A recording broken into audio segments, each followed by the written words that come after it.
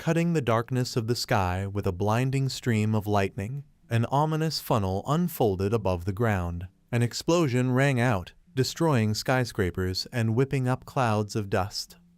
And monsters of all sizes and types fell out of the breakthrough. Huge claws, like saw teeth, turned peaceful cities into hell. Together with the creatures, great hunters, brave warriors, whose vocation was the extermination of evil spirits, awoke. By perfecting their arts, the defenders of humanity became stronger and more skillful. A young guy stared absently at the sky, pretending not to notice the laughing whispers behind his back. As he walked past the monster mural, he thought that he was really pathetic with his profession of an unremarkable warrior. Suddenly, a familiar voice of a very unpleasant person called out to him from behind, who immediately began with a mockery of his awakening. Throwing his arm over his shoulder in a possessive gesture, the guy laughed nastily, clearly knowing that although he did not show it, everything in his soul was shrinking with annoyance. Rolling his eyes, Steve clapped his hands loudly so that the jerk would finally get off. Squinting contemptuously, he reminded him about the small physical strength of the magicians, hoping to at least take some revenge for the orphan and the poor man. Grinning, he hid behind the backs of his thick-headed friends, trying to trump his status. The shout from that jerk's teammate made Steve turn around irritably and think that this was all starting to drag on. The raider team of the Guild of Spirit Hunters was walking up the main staircase, shining with armor, covered with travel, obviously expensive robes. A beautiful high-level elf, who gathered admiring glances and quiet exclamations, drilled everyone with a dissatisfied look, trying to pass faster. The idiot Marcus immediately rushed to him with sycophantic speeches and requests to join the squad. He chattered incessantly out of obsequiousness. A horny girl with horns sticking out of her blonde hair besieged him, sending him down to the person in charge of the recruits. Unexpectedly, the elf asked him about his profession and, having received an answer, instructed the girl to give him a card. Immediately, the rest of those who wanted to join the legendary squad came running. They shouted their professions to the girl, begging her to take them. Irritably shouting at them to get out of here and not waste her time, she turned away to continue walking. Finally gathering his courage, Steve called out to her, asking what about the warriors. She turned around again, barely restraining her rage, growled menacingly, ordering her to wait her turn. Leaving the confused, completely misunderstood guys behind her, the girl caught up with the squad. Steve looked after her angrily and resentfully, thinking about how unfair this world is, where only strength is important. A glimpse of the conversation about the upcoming operation in the lair made his eyes glaze over with the realization of the danger that awaits the hunters there. The Black Dragon, terrifying with its destructive power, is one of the most difficult bosses in the world. This made him think about how strong, experienced, and talented the raiders from this squad were to dare to go after Astan. And again, thoughts about the injustice of this world blossomed in his head with renewed vigor. The prospects of living in poverty and his own insignificance had never been so real. Suddenly, the picture changed from a clear day in the city square to a blue, almost black abyss shimmering with secrets and stars. A spark flared up behind the ribs, near the heart, drawing in streams of blinding blue magical energy from the outside. Incomprehensible signs with inscriptions flashed before Steve's eyes, and after a couple of moments, a startling thought appeared in his head that the system wanted him to become the boss. The mysterious force pouring into him gave him the confidence to take the last step, and Steve allowed it to capture him. The landscape changed before his eyes again. Only the ruined city surrounded by a mountain range appeared to him in red colors. Crowds of kneeling monsters surrounded the ragged magician, who was clearly waiting for some kind of reaction from him. The ferocious face of the dragon with a burning gaze, surrounded by clouds of smoke and flames, gained awareness and understanding of what was happening. The dragon's grin must have looked very strange from the outside, but Steve, who was dazed with happiness, did not care. Imagining its destructive power, The dragon's snout grinned even more in anticipation of trying out the entire arsenal. The deafening roar that the dragon let out from an overabundance of feelings swept away the monsters surrounding the boss. Steve was elated in his heart, because now his misfortunes were over. He was able to defeat the players he admired and appropriate their experience. Pressed by the terrifying force of the mighty creature, the monsters were barely alive, and the magician's request to calm his anger reached the dragon's ear. Having ordered his useless weak servants to rise, Steve felt something he had never felt before in his life: strength and power over others. The magician trembled, trembling before his power, admiring him, obsequiously murmuring his congratulations. The sensitive dragon's ears caught a movement at the level of his muzzle and turned his gaze to the cage hanging right in front of him. A very young, beautiful elf, whose beauty was not in the least detracted from the rags worn on her luxurious body, haggardly exhaled something disappointed. She was both begging for mercy and threatening the entire elven race with punishment. Her beautiful scarlet eyes were completely tired. The dragon shook the cage with his claw, trying to see the elf closer, because Steve had never seen representatives of her race before. Suddenly, the girl turned away and cried out joyfully when she saw the players who would save her. But she immediately recoiled away in fright, because the dragon's gaze fixed on her was somehow different today. The dragon's eye lit up, using its all-seeing eye ability. He saw the greatest warriors of the guild enter the dungeon, calm, determined, and not doubting their victory. They were led by a proud, confident commander who noticed the monsters already flying towards them. He spoke the last encouraging words to them. Exploding the rock beneath them and raising clouds of smoke, the first creature appeared in front of them. The dragon watched from a distance how deftly and harmoniously the raider squad was working. Having come up with a new plan, he turned to the servants waiting for the order, entrusting them to complicate the task for the hunters. The young warriors called the captain in confusion, seeing with what characteristics the monster literally fell from the sky. The huge monster made people freeze in fright, not allowing them to even move for some moments.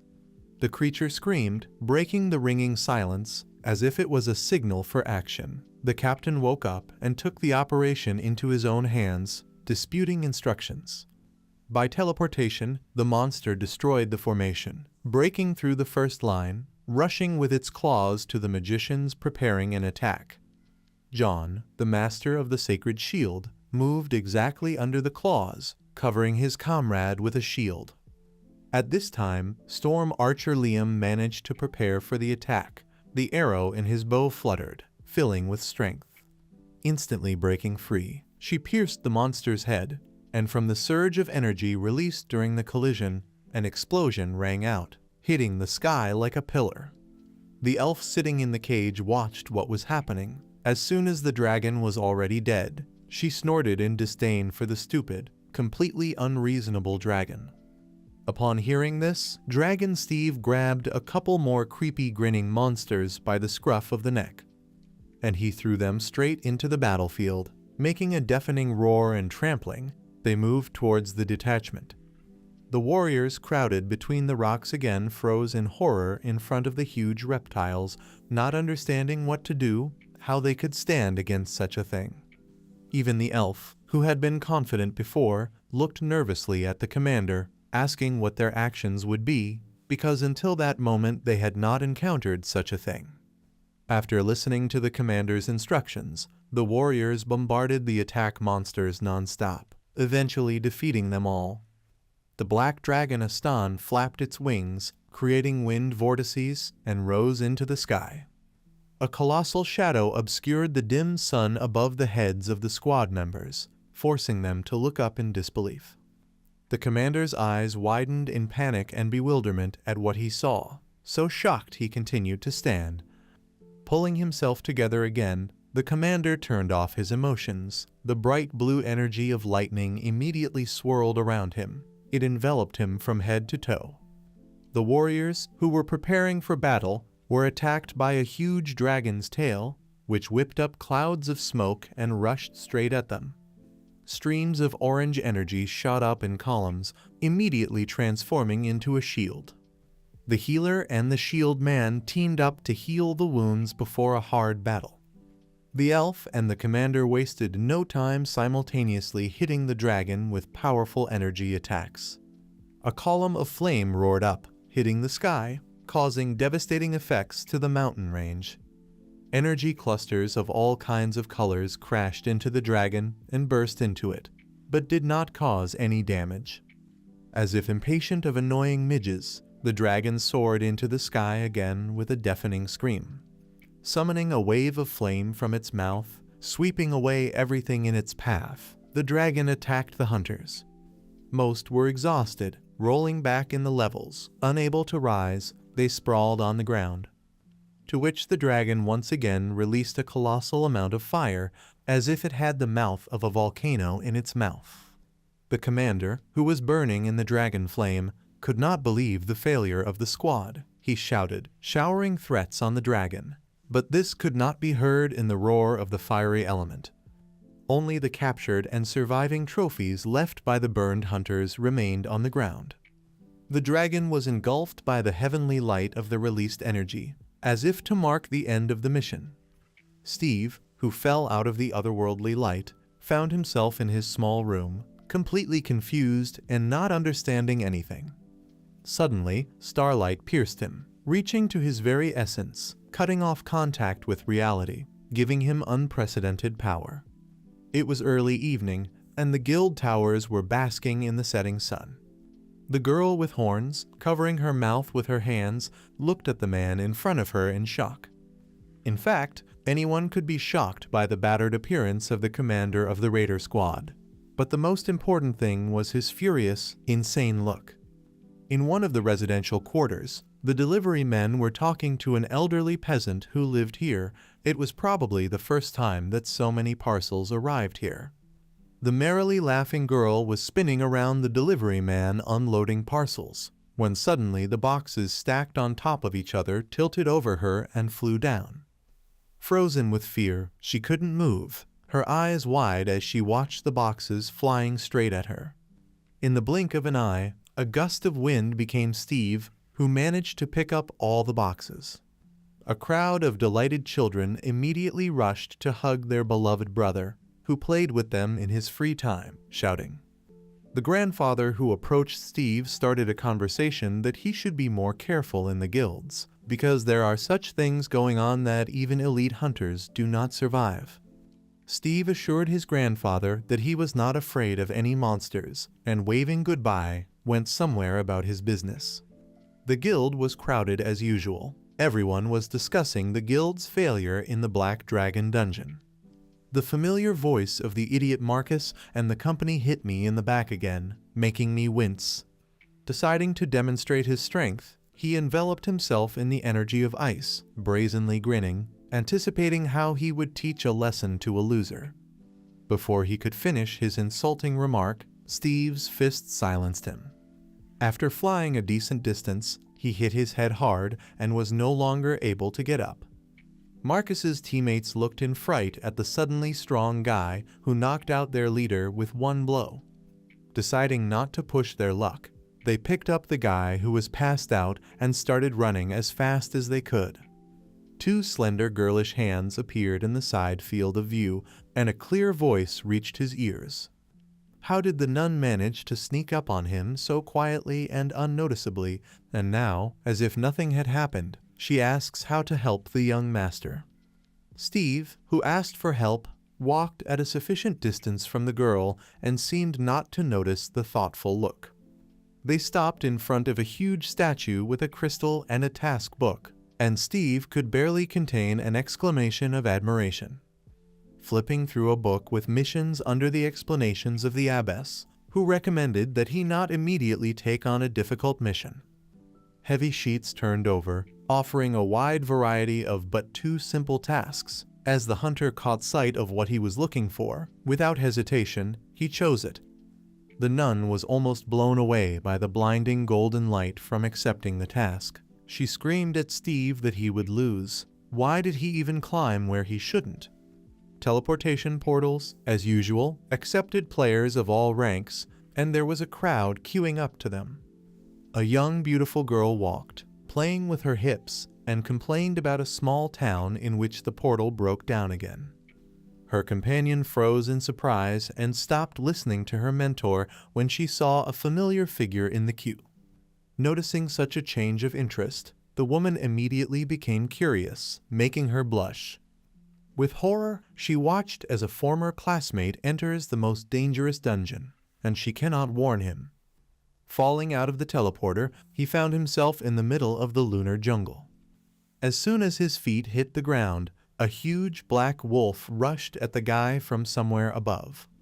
Only Steve, who noticed him, managed to dodge, and the wolf dug its claws into the place where the man had just stood. Pulling out a flaming two-handed sword from his now rich arsenal, he prepared to tear the beast apart. In general, he had a lot of choice. He got so many legendary things from the unsuccessful campaign of the Guild Squad. The shield, which enveloped the space around Steve in a bluish dome, scattered the wolves to the sides. The sword turned red, leaving waves of fire after swinging it, incinerating the chopped wolves. The guy had picked up the small bluish crystal remaining from their essence, and now he was looking at it thoughtfully. Resolutely flashing his eyes, he took out a scroll and a potion, anticipating the imminent demise of all wolves in this area. Wild, unrestrained flames enveloped the wolves, drowning out their screams and burning them to ashes. But even that was not enough. The next wave of ferocious creatures was coming at him, preparing to tear him apart. Fortunately, he had plenty of such destructive fire scrolls. The hunters walked through the lunar jungle in search of monsters, having time to quarrel and complain about where they all went. The irritated leader of their squad shouted at those who made a noise because he was unhappy that they had to look for monsters. Just about to step into the shade of the trees, the young people were stopped by a flurry of humming flames that struck upwards, sweeping away everything in its path. From the black goiter of the cave, which looked like the mouth of a monster, ominous boss sounds were heard. The three hunters watched a skinny kid with a sword on his shoulder heading straight for the lair. Suddenly, as if sensing the intrusion into his territory, a huge white wolf jumped out of the cave.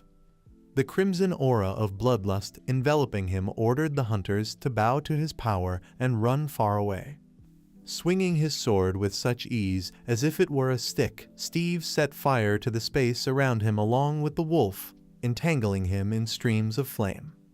After the victory, inscriptions about the trophies appeared on the screens around, but the guy held the most important thing in his hands. Saying something about Steve giving him the boss's heart, he immediately got a sword in his stomach. Irritably, the guy advised him to get it himself, and crushed the shining pebble right in front of the desperate hunter's eyes. Returning to the nun's room after completing the task, Steve looked with incomprehension at the shocked girl, who did not understand how this brat had survived at all. With a nervous, awkward laugh, she asked him to follow her. As soon as Steve approached the statue to which he was escorted, he was enveloped in energy, checking the completed task. The system identified the guy's aura as orange for special merits in completing the mission. Having risen a dozen levels ahead, Steve hurried to try out a new skill of creating weapons from nowhere, only with the help of his own energy. Suddenly, a tall, beautiful girl who looked like the queen of the underwater kingdom approached them, but she introduced herself as the main abbess. She asked Steve to take her hand so that they could move into the meeting room for honored visitors. In the blink of an eye, they were transported to an ornate room with ceilings that went somewhere very high. Steve stared in amazement, even with some fear, at the abbess, who was able to teleport, which meant her personal incredible strength. After telling him about all the privileges awaiting him, she informed him that he could choose a guild himself by offering a guild of spirit hunters. When applying for membership in the Phantom Cloud, after categorically rejecting the first guild, she smiled maliciously, saying that only women are in the cloud. It was calm in the Phantom Cloud Guild. It was evening, The sun had already disappeared behind the clouds, leaving soft pink colors in the sky. A short, dark-haired girl was reading a book boringly, interrupting to talk about how bored she was. The woman sitting at the table was drinking coffee and reluctantly talking to the girl, indignant at her laziness, complaining that she was parasitic on the team. The doors slammed open, letting in a familiar woman in a pointed witch hat, and those sitting in the hall were startled by a loud sound. An embarrassed long-haired blonde appeared from behind her. She quietly greeted and introduced herself as a new member of their group. The swearing woman, Jessica, screamed in outrage and incomprehension, staring at the screen with the guild chat open there. Out of frustration that she couldn't reject the application, since the guy was applying through the temple, she moaned, not understanding what to do, because they have a strict ban on guys. The new guild member, Mia, was also staring at the screen in surprise, because this guy's name was exactly like her former classmate Steve. The door swung open again, admitting a blonde with a square and a funny ponytail gathered by their hair to the confused company. Everyone shuddered and turned to her. At this time, in the Guild of Spirit Hunters, it was a pity to look at the captain. 14 billion for the weapon of their archer Liam was too big. Liam was whining, having lost his precious weapon. He completely fell apart, so John had to give him a kick to cheer him up. Only they were waiting in the heavenly pavilion, and the guild members were sitting on massive chairs at a long oak table, as if on thrones. One of them, the most audacious, Noah mocked the commander in every possible way, because they managed not only to lose to the Black Dragon, but also to lose most of their uniforms. The commander's darkened gaze stared straight at him, and he himself, barely restraining himself, rumbled that he had not seen what they were facing. The leader of the meeting slammed his hand on the table, cutting off all kinds of exchanges of pleasantries, and said that the heavenly pavilion would never sell a useless strategy. The doors of the hall slammed against the walls, swinging open, and the room was filled with the energy of death, spreading from the figure in the hoodie. The commander's squad jumped up, preparing to attack, but only the leader, keeping calm, went to the door to greet the necromancer. The magician who entered looked creepy, gray old skin, hands with very long nails, and a toothless mouth stretched in a grin. After hearing about the Black Dragon, his face took on a completely ugly grimace of anticipation of absorbing the boss's soul. The captain rejoiced. This arrangement was very much to his liking, regardless of the result, because one way or another the heavenly pavilion would have made sure that the problem was in their strategy. Steve was lying in bed, having been reading the guild's all-female chat for hours, with messages coming in every second. Suddenly, he received a notification that a new participant had appeared in their bidding, ready to pay a tidy sum for weapons right now. Without hesitation, he immediately agreed.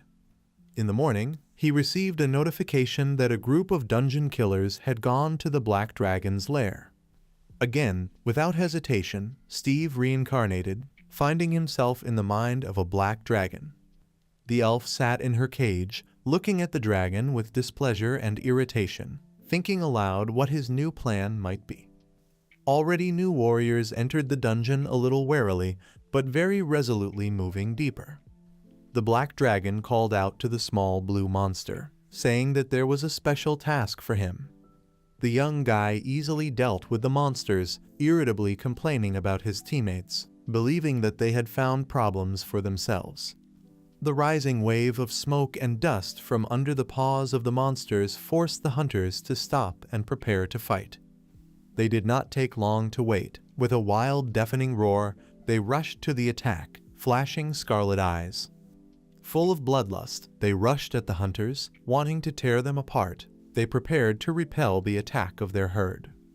A billowing pall of energy shot up in front of the commander, protecting the squad and exterminating all the monsters attacking them. The necromancer walked behind the others without engaging in combat, and sarcastically commented on their actions, saying that they were a bunch of pathetic underdogs.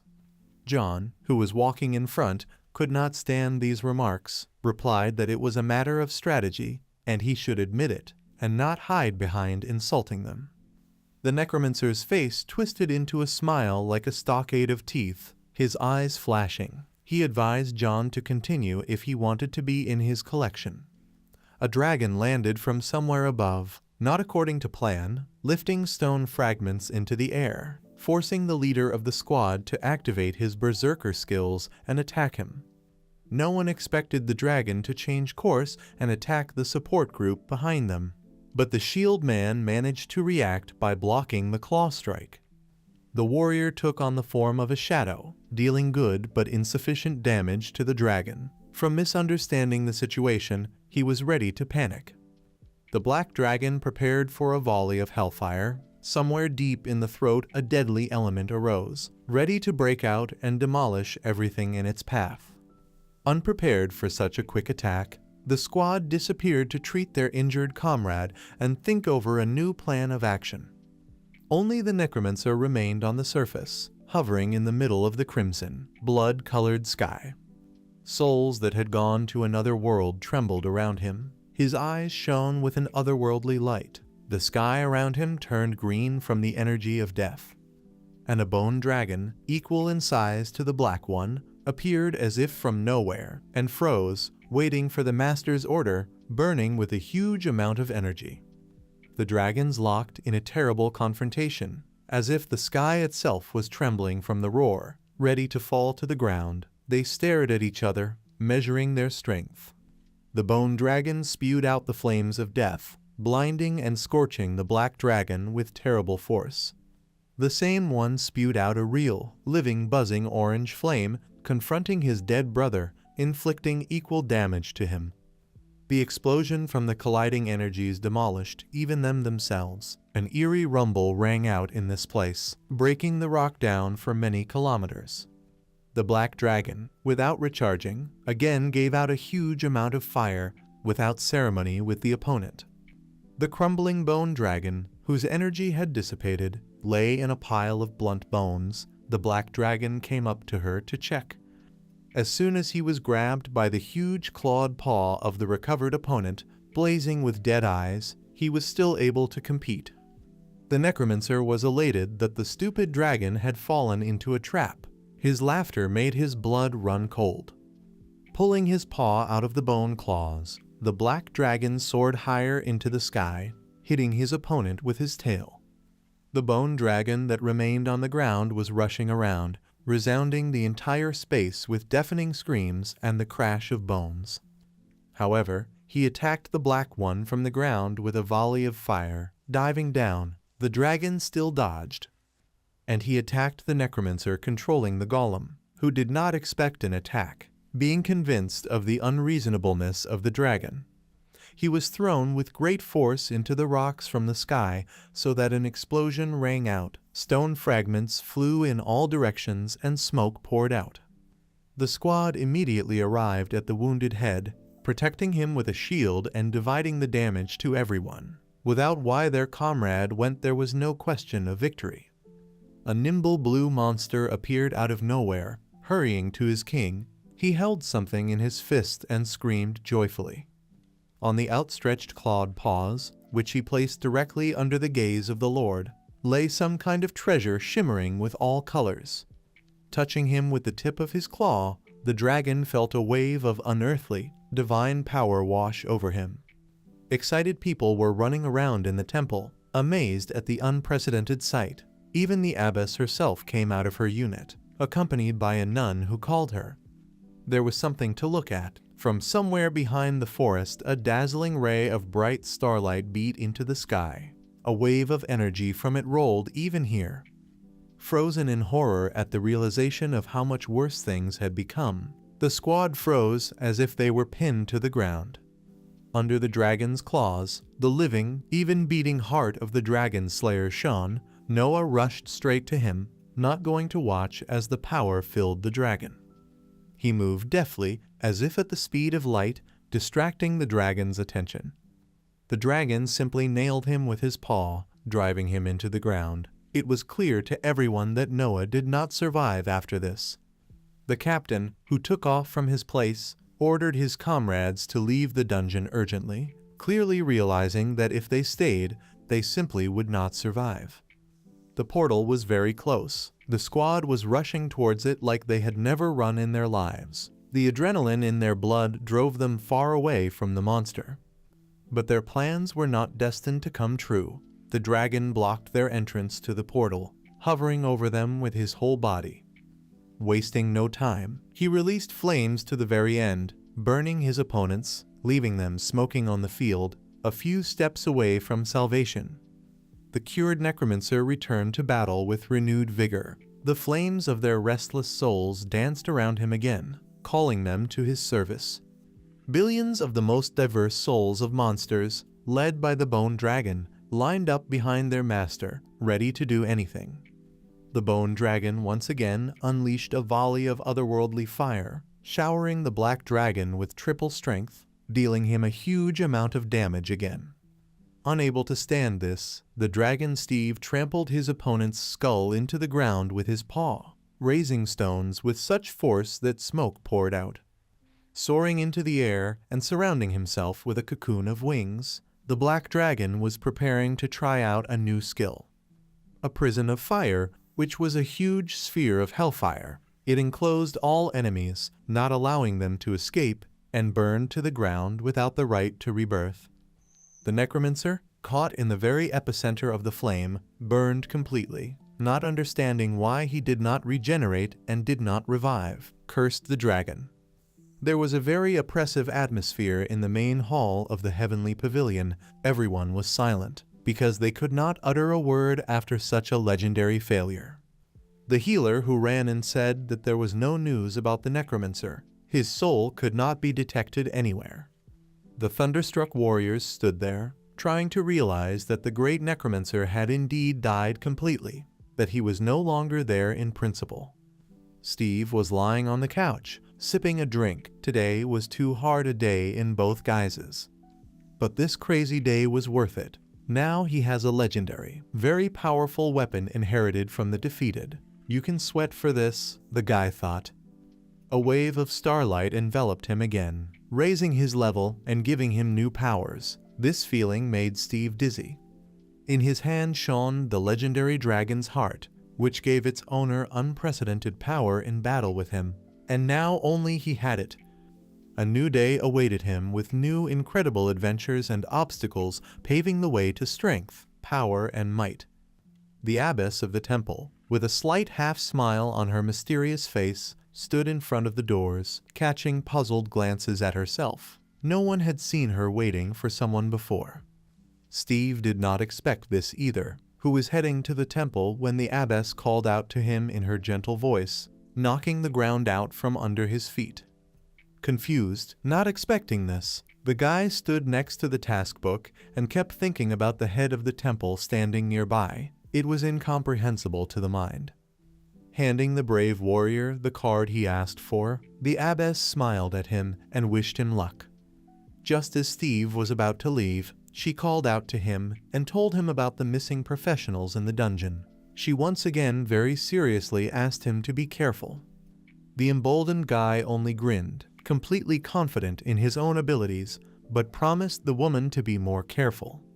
In every silver dungeon, wherever the hero went, disappointment awaited him everywhere. They had all already been passed.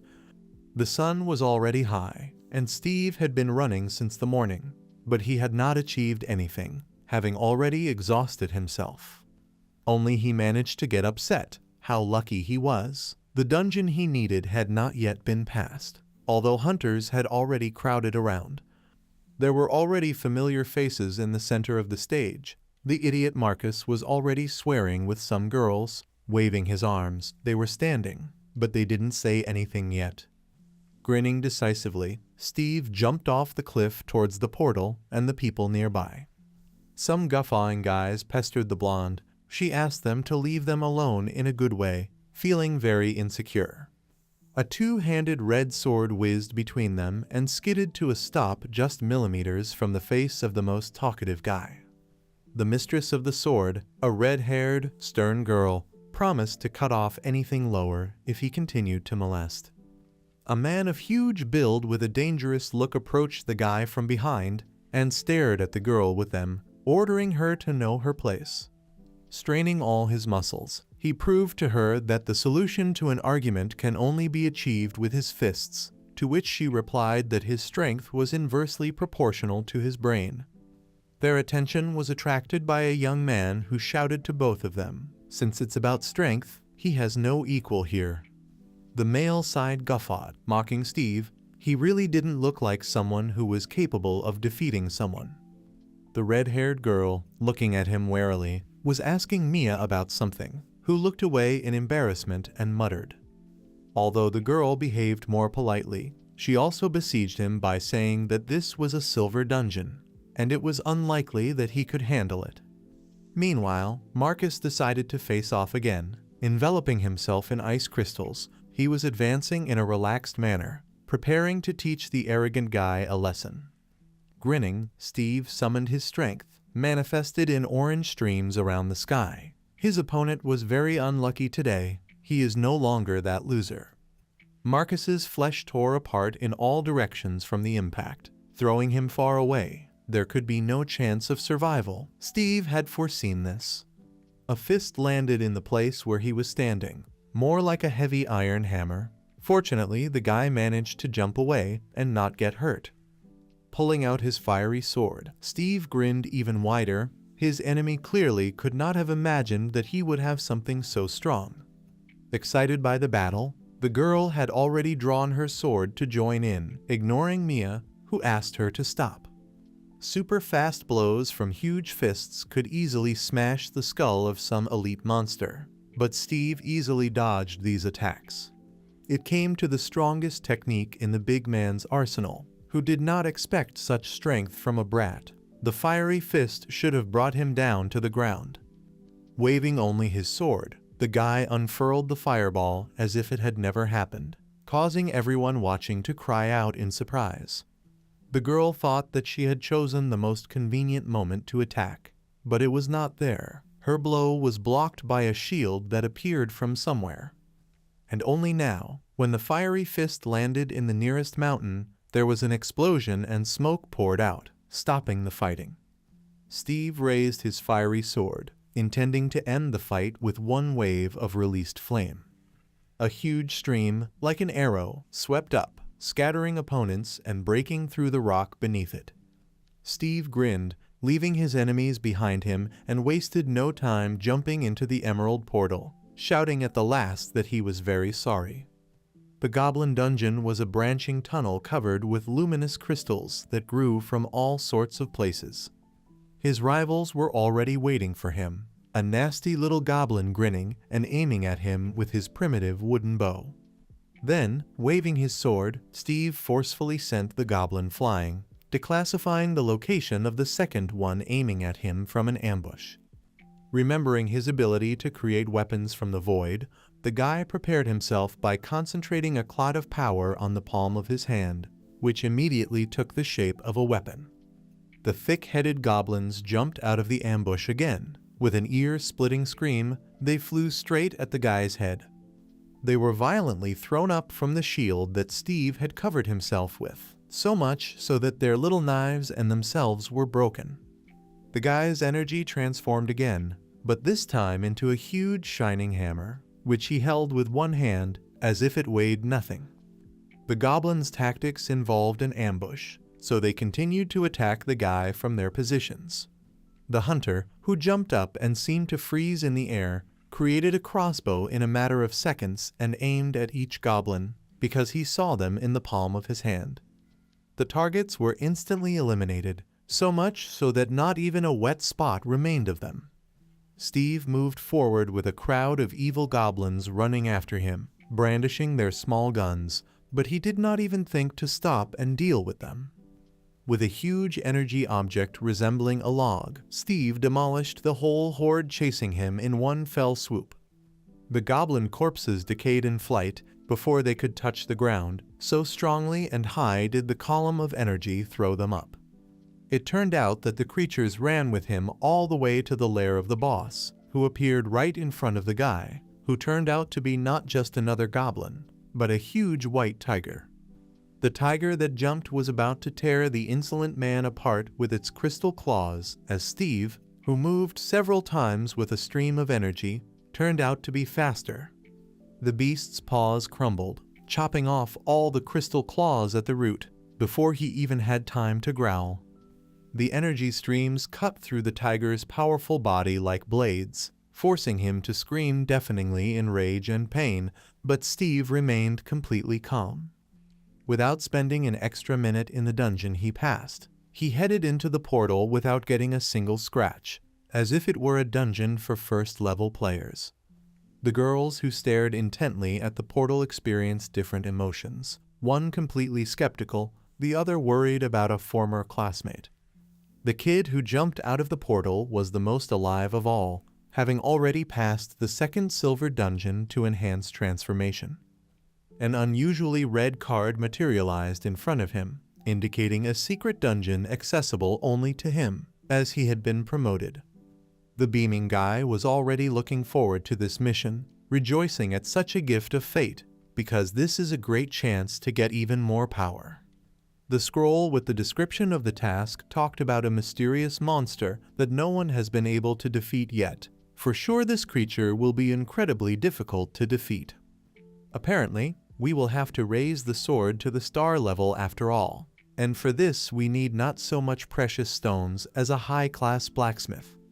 It's time to visit the city, where there is not only such a blacksmith, but also some of the squad members he already knows. Chuckling, Steve wondered how they would react to him. The gate to the heavenly pavilion looked solid. It is clear that this is not an easy place. A huge number of hunters gathered here, who came for strategies or something else. It was also crowded inside. Everyone was crowding around the trading counter, shouting, arguing, trying to pull something better for themselves. A terribly dissatisfied Noah and the gray-haired Commander Robert appeared from a side passage. They were arguing quietly about something, and the second one looked like he was not here in his thoughts. Noah tore down a chair standing next to the table, shouting that it was in his way, and who even thought of sticking it here. The chair flew straight into the face of Steve, who managed to react and caught it at the same second. Squeezing the tree so that cracks appeared on it, he demanded an apology from Noah, to which he received an order not to stand in his way. Grabbing Steve by the collar, calm as a boa constrictor, he continued to hiss in his face, wondering if he even knew who he was yapping at. Robert intervened, stopping Noah with a strong-willed movement. He convinced that this conflict would damage his reputation. But as soon as Steve mentioned the inappropriate attitude towards him, the men's views changed dramatically, and Robert looked at him with undisguised contempt and threat. After showing them his membership card, the guy was anticipating how their faces would be distorted with rage. But that didn't happen. Noah just tore the card out of his hands, throwing it on the floor, and called Steve a jerk who was getting into trouble. Suddenly, another new face appeared in their conversation, at the sight of which Noah exclaimed joyfully how glad he was to see a man. A gray-haired gentleman of very serious appearance stared menacingly at the whole scene, his face expressing absolute displeasure. He slapped Noah, who was not expecting anything, with a sharp, obviously very strong slap in the face, forcing him to exhale softly in indignation. He returned the card to Steve, apologizing for the behavior of his subordinates and asked for forgiveness for their inappropriate behavior. With a polite smile, he asked the guy if he needed help, while clearly analyzing from head to toe. When he heard that help would really not hurt, he turned to the men, ordering them to give it to this guy. Robert immediately clarified what was required, to which Steve clearly replied that he needed a high-level blacksmith. Doubting his ability to pay, the warrior wanted to refuse, but immediately took back his words when he saw the size of the bag of gold Steve dumped in front of him. After receiving the card, the guy muttering to himself headed in the indicated direction. The ear caught the conversation of two hunters discussing the most exciting news that the research team had been defeated again. Entering the blacksmith shop, Steve greeted and looked around the space of the new room. Two girls, apparently waiting for their order, looked at him in surprise, but said nothing. But as soon as Steve opened his mouth, one of them immediately flew up to him, starting to fill up with a variety of questions. The second, in order not to embarrass the guy, dragged her friend back, but also asked what he needed here. Pulling out a sword with a set of precious stones from the arsenal, Steve plunged the girls into a stupor, because this was not what they expected from a simple guy. The blacksmith also stared at the shining attributes in amazement, not believing his eyes that he would work with such a legendary weapon. Exclaiming, he became enthusiastic and promised to do everything in the best possible way so that he would fall into the ground. Sparks flew out in sheaves from under the heavy hammer. It seemed that even the air around the blacksmith was melting.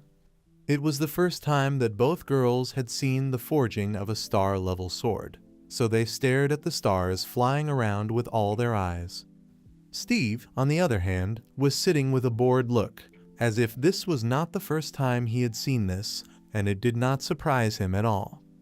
The laughing girls noticed each other's glances at him and joked about it, giggling strangely.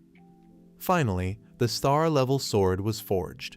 It shimmered with an expensive set of precious stones and created an aura of power around itself. Carefully holding his creation in his huge palms, the blacksmith handed it to Steve even with some gratitude and refused to charge him. To which the guy only thanked the master and transferred the honestly earned money to him, because a good relationship with such a person is much more expensive.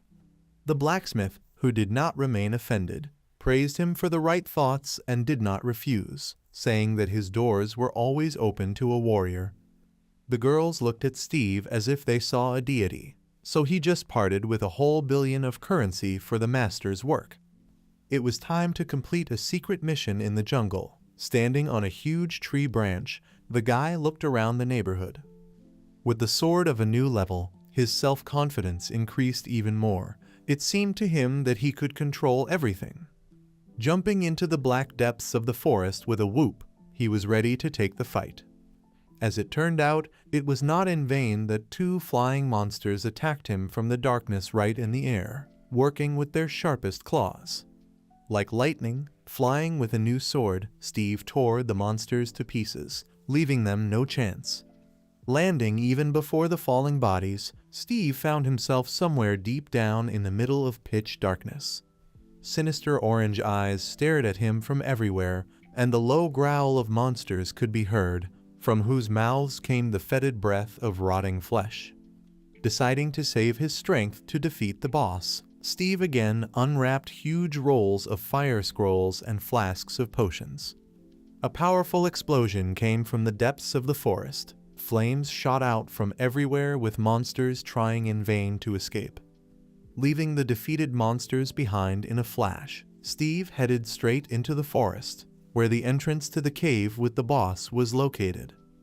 Holding his sword at the ready, Steve resolutely moved inside. Downhill, he seemed completely relaxed and even whistled something under his breath. The road to the boss was surrounded by rocks as sharp as thorns. The creature itself was asleep and did not think to wake up. Steve really hadn't seen anything like this. It didn't look like any animal. It was just a body with various killing devices. Catching the creature by surprise, the guy jumped on top of it, plunging his sword into the thick hide with all his might. The awakened something screamed in pain and rage, opening its mouth. Not even its head was there, forcing Steve to jump to the ground. Releasing hundreds of obviously poisoned blades from somewhere in its throat, it screamed even louder than before. Having managed to dodge, none of those huge spikes, more like giant logs, managed to hit him. In one unbroken movement, he made a long swing with his sword, encircling the ferocious creature with blinding ribbons of blades. Steve jumped away again. Leaping high up right above the monster's mouth, he seemed to push off from the air and finished it off with a deadly arrow with a sword in front. The power of the energy explosion released by the sword was so high that the monster was simply torn apart. Steve was not surprised by the ancient key he had obtained, but a piece of flesh of a powerful creature caused ambiguous, but quite positive feelings. The new level of transformation did not take long to wait, and Steve received a new unprecedented surge of a huge amount of magical energy. When Steve found himself in front of the task book, the abbess of the temple was already waiting for him again to congratulate him and tell him about the new privileges. Suddenly, she asked him about the plan for the next day, to which the guy replied that he had worked hard these days and would like to rest. At the huge oak table in the center of the giant office sat the head of William. Finally drew attention to Robert and Noah, who had arrived to him. He was showing them a new purchase for their squad so that they could be resurrected immediately when they went to the Black Dragon's lair. Suddenly, their conversation was interrupted by some kind of impudent girl banging open the doors to the office as if to her home. She was obviously young, beautiful, and damn rich, but also confident and strong, with both her own and the family's authority behind her. William immediately knelt in front of his mistress, apologizing for not providing her with a welcome worthy of her person. Just as the girl was about to sit down, a chair was immediately substituted. This very clearly indicated her status. Declaring that the right to kill the Black Dragon belonged to her, she demanded all the information on it, to which no one even dared to object. Noah looked thunderstruck at such a submissive head, fulfilling the whims of some kind of girl.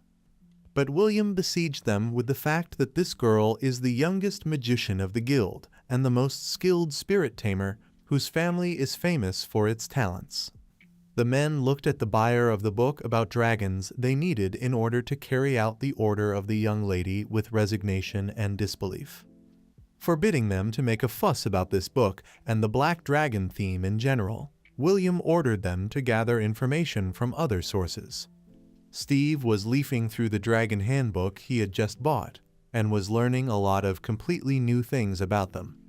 Suddenly, as if from nowhere, a voice rang out that, having defeated the Black Dragon, Steve would become his master, and he, accordingly, his pet. This picture of him riding a fire-breathing, dangerous creature into the guild immediately popped into my head. In the chat of his guild, the hunters were going to go to a high-level dungeon. Steve could not miss such a chance. The warriors who were reading the messages at that time froze in incomprehension as the newcomer was going to go with them. The thoughtful head asked the guy if he could handle it, if it would be too difficult for him, because she did not want to put him in danger. Captain John notified his comrades that they were going to the diamond-level dungeon today, and right now. It was there that he was not ready to suffer defeat, which he immediately warned them about, ordering them to be more collected. With flashing eyes, he announced that they must enter the dungeon at any cost, even at the cost of lives from another guild. Various squads were already gathering near the monumental stone gate, awaiting the opening. Steve put his hands in his pockets, glancing around to see if anyone from his guild had come. Spreading his arms in a welcoming gesture, the man on the wall announced that it would be possible to start soon. Steve looked at the newcomers, vainly realizing that he had no equal here. The Guild of Spirit Hunters arrived, rattling their uniforms, and the captain immediately shouted that everyone could leave. People immediately rushed to the portals to avoid John's wrath, which could not have been more decisive today. Steve, who was not planning to run away, was immediately approached by a guy, asking if he was deaf or dumb, to which he stated that he would not go anywhere. Grabbing him by the shoulder, he shoved him back hard. Steve's gaze darkened. He grabbed the jerk's arm, flexing his fingers until they crunched as he screamed in pain. And swinging it like it wasn't a human at all, he sent it straight into a tree. Having broken several trees with himself, the guy landed on the ground like a limp doll and showed no signs of life. The captain cautiously approached Steve, who was yawning, as if nothing had happened, asking what his comrade had done to him. Liam shouted at him, showering insults, and the captain, hearing that his boyfriend was to blame for starting the first one, stopped the archer. Just at this moment, the Phantom Cloud Guild appeared, almost in full force. The young one immediately turned to John, seriously asking what losers like them were doing here. Grinning angrily, she continued, saying that they, who had lost their equipment, had probably come to obstruct them on purpose. The wounded captain immediately flared up and menacingly went to the girl to point out her place. Defending their head, the warriors standing closer to her prepared to attack the man. Those, in turn, also prepared for a fight, releasing energy around them, ready to apply techniques. How Steve attracted everyone's attention by asking the captain what right he had to command here. He approached the Phantom Cloud Guild and, smiling, apologized for not introducing himself to them earlier. The head only grunted, but greeted him. The warriors of the Spirit Hunters Guild were whispering about how easy it was for a delightful woman like Vanessa to talk so easily to someone like this guy. Angered from the very beginning by the guy's behavior, the commander decided to get an answer from him why he was climbing into his command. The confident guy was ready to resist even him, so he continued to provoke him. Stopping an arrow shot by an archer literally a couple of millimeters from his face with an impenetrable look. Turning his whole body, he forcefully launched the arrow back to the one who released it. The archer, who did not expect such a thing, did not dodge. The arrows pierced through him at great speed. The enraged captain, out of anger for his friend, released a huge amount of energy around, yelling that he would tear the puppy to pieces. Scrolls of elements swirled around Steve, from which he chose what to besiege the commander, wailing to himself that this fool had forced him. The team surrounded itself with a powerful protective dome in a matter of seconds, as in a real battle with evil spirits.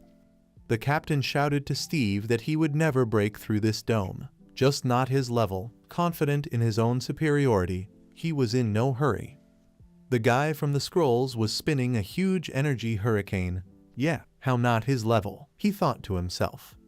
The girls pressed their flying skirts with their hands from such streams of wind and energy that lifted everything around.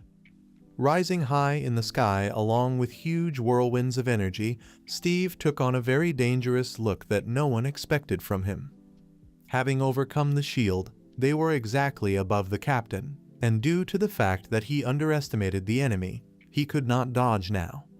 Lightning of gigantic size and corresponding force struck from the sky, felling trees, shaking the earth for many kilometers. Steve emerged from the epicenter unharmed, calmly and steadily heading towards his guild. The girls looked at him with expressions ranging from horror to admiration, but said nothing. The head was thinking hard about how this guy managed to pull off such a powerful technique. As a result, experience told her that scrolls were clearly involved here.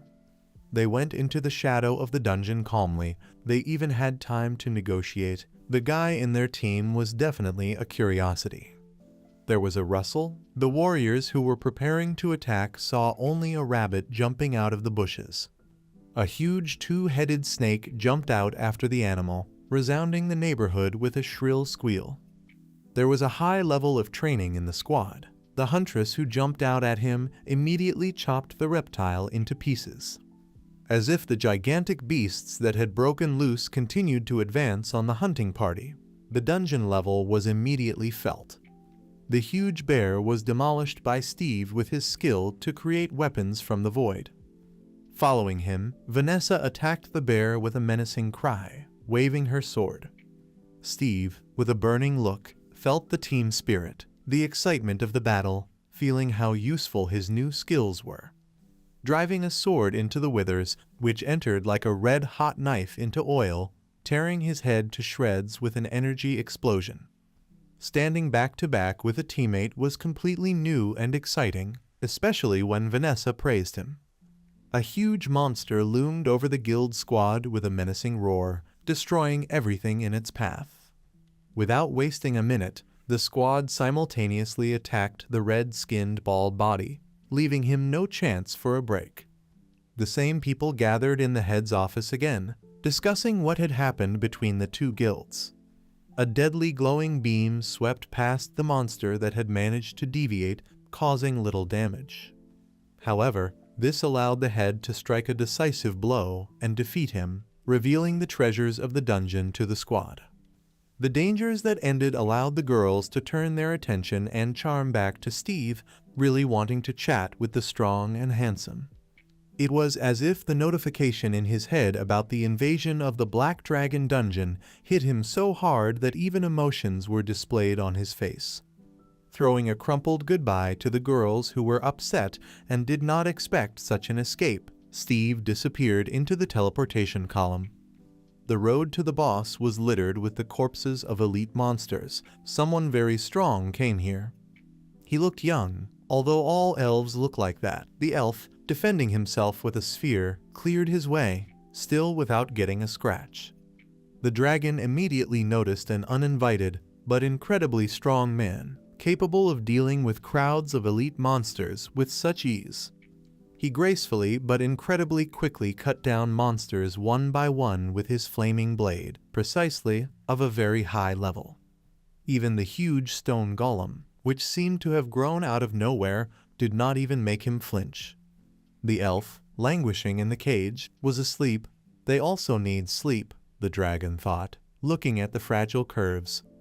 As if she felt the attention on her, she woke up, but immediately recoiled with a scream, because her whole appearance became the eye of a dragon, and the question whether she was a princess deafened her ears. At first she thought she was asleep, so she exclaimed why the dragon was talking, asking herself what kind of question it was. He already knows who she is. Screaming loudly when the dragon clutched the cage with its claws, the elf immediately told that she was Lilith, the sixth daughter of the Queen of the North. Upon hearing this, the dragon maliciously announced that they had come to save her. Seeing this man, Lilith's face twisted in horror and disgust. Lilith briefly told who Antonio was in their world. The dragon grunted that he was going to give her away. The same one shouted that she would rather die. Making an innocent face, she, shining with eyes, promised to give all the secrets to the dragon, if only he would not let Antonio take her away. To win this battle for sure, the dragon decided to use a piece of mysterious flesh. Having strengthened himself with a sword, Dragon Steve felt that he was invincible as never before. The elf, scattering the dust with his staff, reached the dragon's lair, demanding to give him the princess. Every time he talked about the princess, his face became a creepy, ugly mask, which made it clear that nothing good was waiting for her. Roaring with indignation at hearing such thoughts, the dragon raised one of his legs with a bang, forcefully pointing it at the vile elf. He was thrown high up along with a pile of rocks, like a dust bag. Covered in blood, having lost most of his health, he flew into the ground, plowing a furrow, and stared in incomprehension at the towering bulk. Spewing out colossal streams of flame, the dragon prepared to put an end to the uninvited visitor once and for all. The elf was burning in flames, without the right to rebirth. His screams could not be heard over the hum of the elements. The experience, attributes, and everything accumulated by the elf over the centuries remained in the possession of the dragon as the winner, which he was extremely happy about.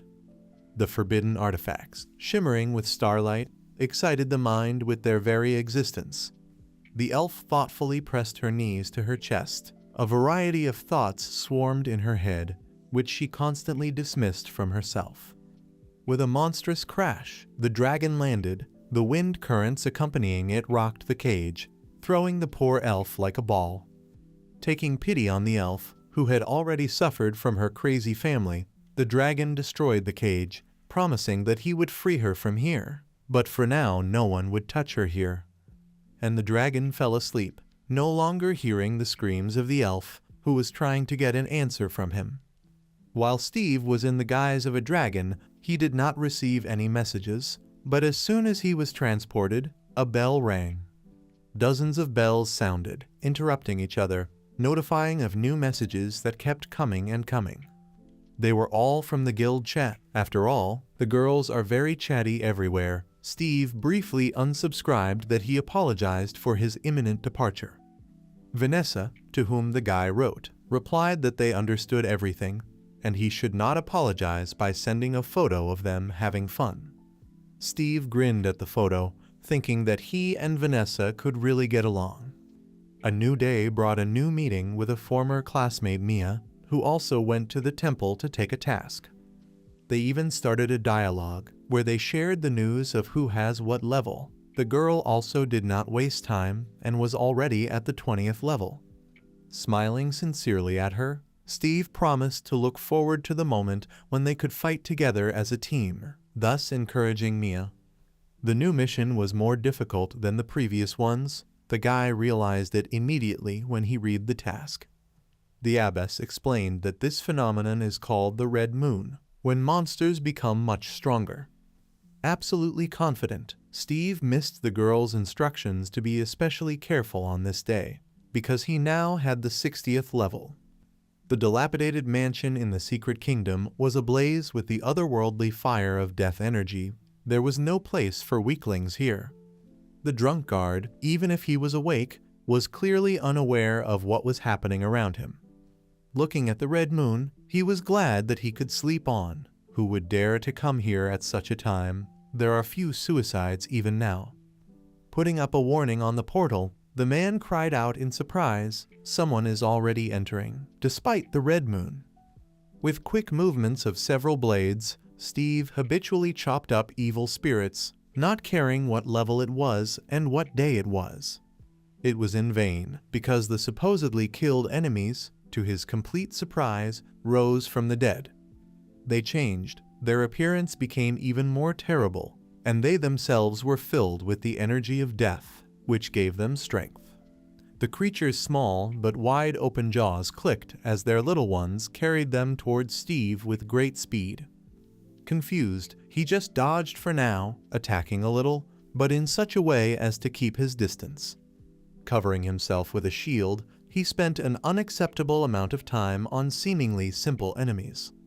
The same ones kept reincarnating, becoming scarier and scarier. Their eyes burned scarlet, as if the monsters were not themselves, but they were driven by something like the elements. Steve was afraid of such blatant metamorphoses, this crazy fire in his eyes. Releasing one of the powerful techniques, a pillar of light capable of illuminating the earth like day, he took down the flying heads of monsters. The bodies that remained even without heads, blazing with death, rushed towards Steve as if they could smell him in their gut. Without waiting for them to approach, the guy summoned a circle of glowing energy that absorbed the rebellious bodies. Realizing that it was necessary to use the case went faster. One by one, Steve moved forward to the final goal. On the way, he also met a voodoo doll in red clothes, which he chopped into scraps with a scythe. An elite monster that appeared out of the ground made the hunter nervous about how many more of these creatures there were. A 4-meter-tall zombie crawled out. His eyes, like the others, glowed with a mad scarlet fire. Wasting no time, Steve delivered the first blow to the giant's arm, cutting through the flesh like a thread. Next, the spirits of giant wolves rushed at the zombie, tearing it with their claws. The warrior himself hid so that the wolves would finish with this monster. Like a pet, he scratched the wolf, praising him for his quick execution of the order. Although the spirits were loyal to their master, they were forbidden.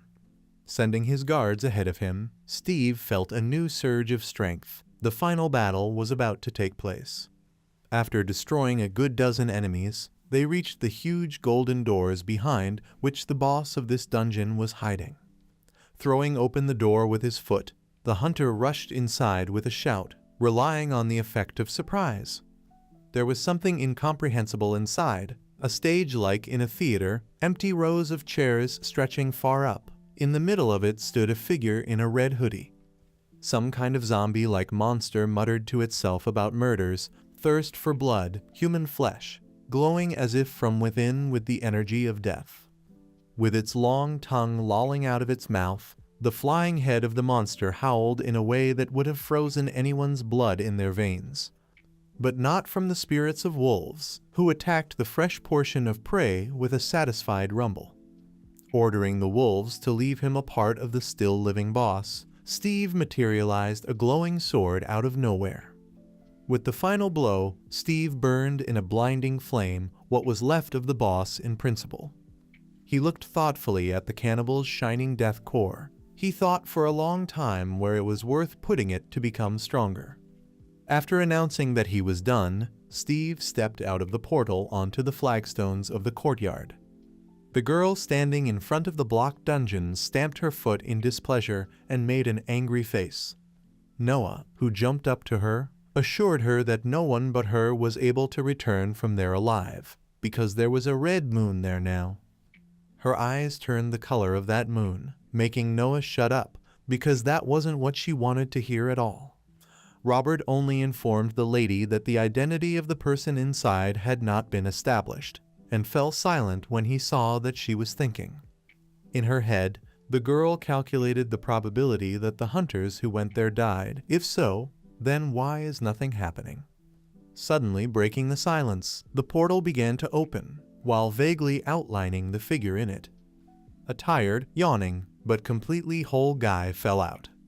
He stared at the familiar faces in surprise, thinking for a second that they were waiting for him here. Tensely frozen, he suddenly missed a heartbeat. Suddenly, they declassified his true body. Those, in turn, stared at such a hero in amazement. One, even so young, went to the dungeon in the red moon and returned unharmed. Shouting to them why they were crowding into this dungeon in such a crowd, he probed the ground.